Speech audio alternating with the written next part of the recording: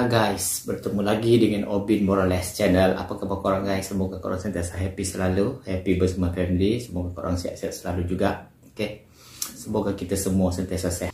So guys, kali ini video kita daripada Angka dan Data Channel. So macam biasa guys, jangan lupa support admin kita.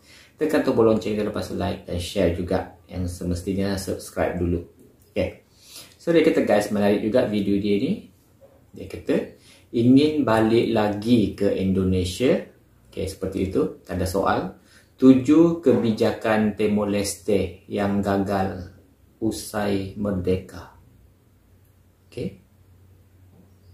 7 kebijakan Timor Leste yang gagal usai merdeka. Okay. Kebijakan Timor Leste yang dikira gagal lah selepas merdeka daripada Indonesia kan. Okay. So, tanpa kita lama-lama lagi guys, jom kita tengok saja video dia. Okay. 1, 2, 3, play.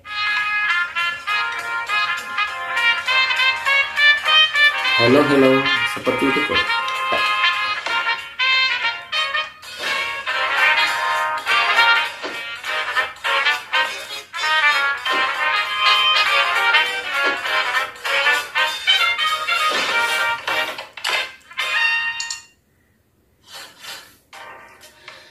Halo, hai sahabat Angka dan Data. Halo, hai sahabat. Mendengar nama negara Timor Leste, tentu yang terbayang di benak kita ialah saudara sebangsa kita di masa lampau.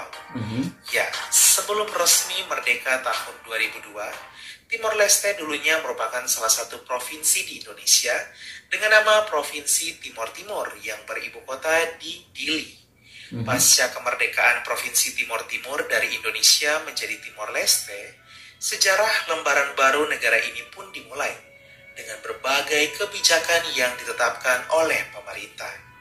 Namun, tak semua kebijakan yang ditetapkan oleh pemerintah ini terlaksana dengan baik. Bahkan beberapa di antaranya menemui kegagalan. Sahabat Angka dan Data, inilah 7 kebijakan Timor Leste yang belum terlaksana dengan baik, bahkan gagal usai lepas dari Indonesia. Sedih pula guys music dia. Sebelum lanjut, pasti ada yang belum subscribe nih. Yuk, tekan tombol hitam subscribe di pojok kanan agar tidak ketinggalan informasi yang menarik dan gratis dari kami. Terima kasih. Oke. Kedai TikTok sedang merekrut peniaga. Mahu kembangkan perniagaan digital anda, TikTok untuk perniagaan secara pojok kanan agar tidak ketinggalan informasi yang menarik dan gratis dari kami. Terima kasih. 7. Meningkatkan kesejahteraan rakyat. Sahabat Angka dan Data, ada begitu banyak harapan rakyat Timor Leste ketika lepas merdeka dari Indonesia. Salah satunya agar semakin merasakan kesejahteraan. Akan tetapi melansir dari Tribun News Kupat, pemerintah Timor Leste dipandang gagal karena tak mampu mensejahterakan rakyatnya secara optimal. Hal ini terlihat dari gagalnya pemerintah dalam menyediakan kebutuhan pangan bagi masyarakat Timor Leste seperti beras. Kegagalan pemerintah dalam memenuhi kebutuhan pangan masyarakat Timor Leste ini membuat angka kriminalitas meningkat di sana. Salah satunya, krisis pangan yang terjadi pada pertengahan 2006 sampai 2007 sehingga membuat penduduk marah hingga berusaha menjara 700 ton beras yang tersimpan di gudang ibu kota negara, yaitu Kota Dili. 6. Pemerataan pendidikan. Pemerataan pendidikan. Sudah hampir 21 tahun Timor Leste merdeka dari Indonesia. Namun dari segi pendidikan tak bisa dipungkiri bahwa kualitas pendidikan di Timor Leste masih sangat rendah. Bahkan sebuah lembaga penelitian mengatakan bahwa 50% penduduk Timor Leste masih mengalami buta huruf atau tak bisa membaca dan tak bisa menulis, melansir dari CNN Indonesia. Di sisi lain, melansir dari Intisari Online, terdapat sebuah stigma sosial di Timor Leste, di mana semakin tinggi pendidikan seseorang, maka semakin tinggi orang tersebut menjadi pengangguran. Hal ini karena peluang lapangan kerja di Timor Leste yang belum mumpuni.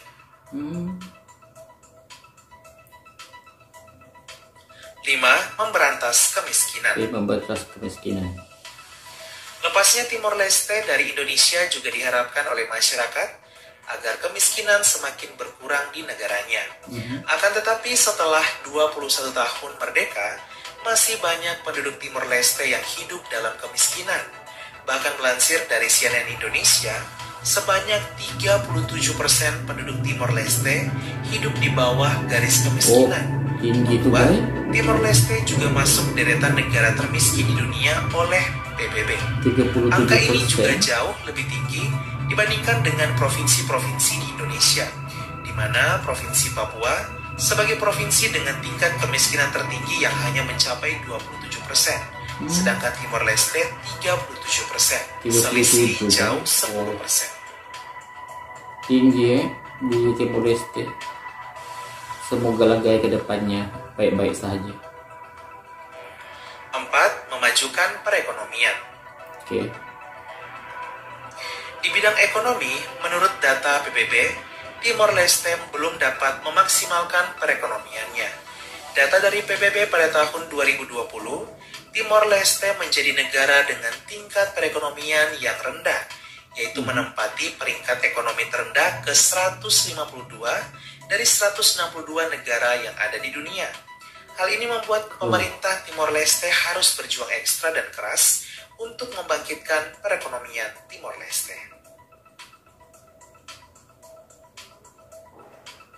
3. Memperkuat pemerintahan. Lepasnya Timor Leste dari Indonesia tak hanya berdampak dari segi ekonomi, tapi juga bagi bidang politik. Situasi politik di Timor Leste berubah sejak runtuhnya koalisi Gusmao. Konflik lama antara mantan Presiden Sanana Gusmao dan mantan Perdana Menteri Mari Alkatiri menimbulkan perombakan parlemen, kebuntutan politik, dan ketidakpastian.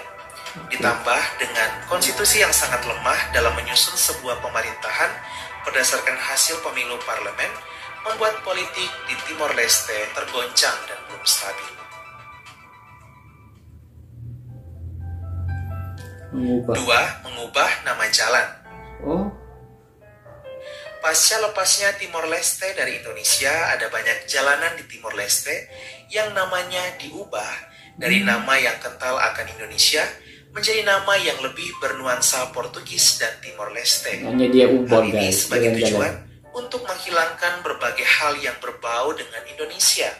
Namun kebijakan ini belum maksimal karena masih banyak masyarakat Timor Leste yang masih mengingat rumah mereka yang lama, yaitu Indonesia.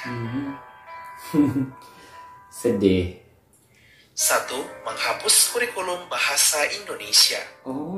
Dihapuskan negara. Selain nama jalan, kurikulum bahasa Indonesia di sekolah-sekolah Timor Leste hingga universitas dihapus. Bahkan juga dilarang dipakai di institusi pemerintahan. Hal ini agar masyarakat Timor Leste tak lagi menggunakan bahasa lama mereka, yaitu bahasa Indonesia, melainkan belajar dan menggunakan bahasa Portugis dan bahasa Tetun yang adalah bahasa resmi negara. Akan tetapi, kebijakan penghapusan kurikulum bahasa Indonesia dan pelarangan bahasa Indonesia di institusi pendidikan dan pemerintahan ini oleh pemerintah Timor Leste tak berhasil, bahkan gagal.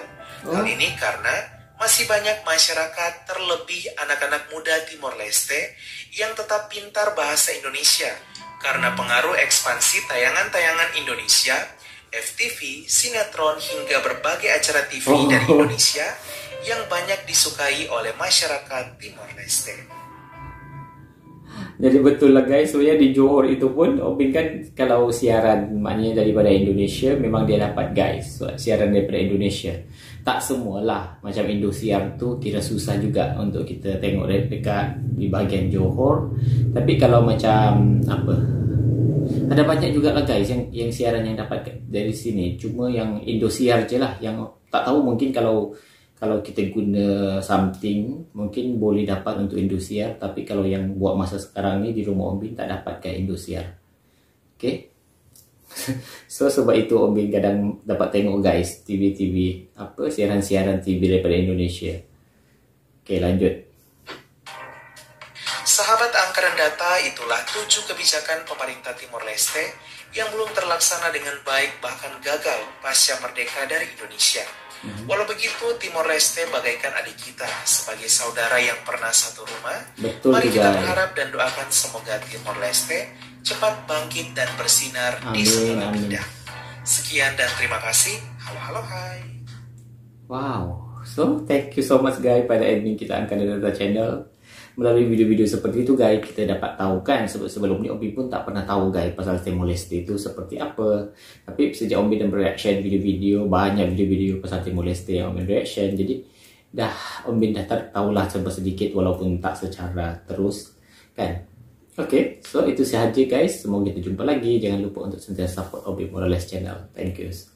Semoga korang sentiasa sehat selalu guys. Jaga kesehatan, kurangkan gula. Oke, thank you.